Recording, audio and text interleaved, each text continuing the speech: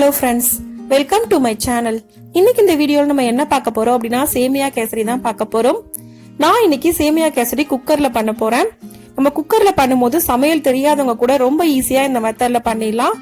வாங்க ரொம்ப ஈஸியான இந்த சேமியா கேசரி குக்கர்ல எப்படி பண்றதுன்னு வீடியோல பார்க்கலாம். அதுக்கு நான் இன்னைக்கு 1 கப் அளவுக்கு சேமியா எடுத்திருக்கேன். அதை குக்கர்ல ஆட் பண்ணிக்கலாம். நான் இன்னைக்கு வறுத்த சேமியா தான் எடுத்திருக்கேன். நீங்க வறுக்காத சேமியாவா இருந்தா அதை வறுத்துக்கங்க.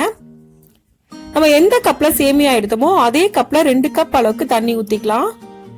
1 ஸ்பூன் அளவுக்கு நெய் ஊத்திக்கங்க. இப்ப குக்கரை நம்ம மூடி வச்சிடலாம். மூடி வச்சு மீடியம் ஃப்ளேம்ல ஒரு 2 விசில் வரைக்கும் வேக வச்சுக்கோங்க. இப்ப 2 விசில் வந்துருச்சு. நம்ம அடுப்பை ஆஃப் பண்ணிடலாம்.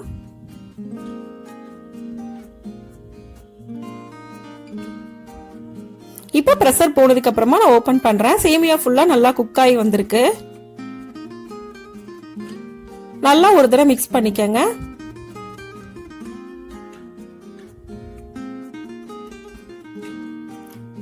இப்ப இது கூட 4 ஏலக்காய் நான் ஆட் பண்றேன். நீங்க ஏலக்காய் தூள் போடுறதுனால போட்டுக்கலாம்.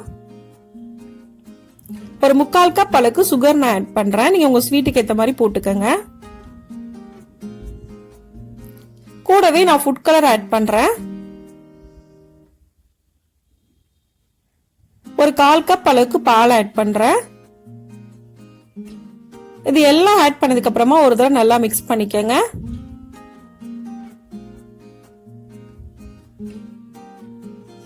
மிக்ஸ் பண்ணிட்டு குக்கரை மூடி வச்சு ஒரே ஒரு விசிலுக்கு மட்டும் நம்ம வேக வச்சுக்கலாம்.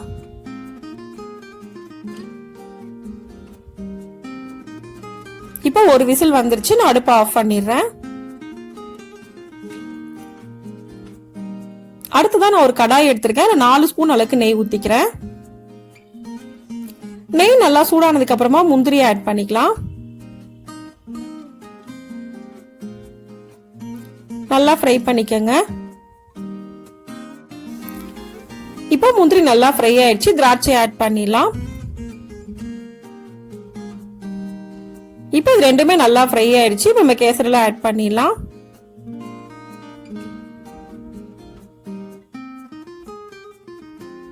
இப்ப இது ஒரு நல்லா மிக்ஸ் பண்ணிக்கங்க.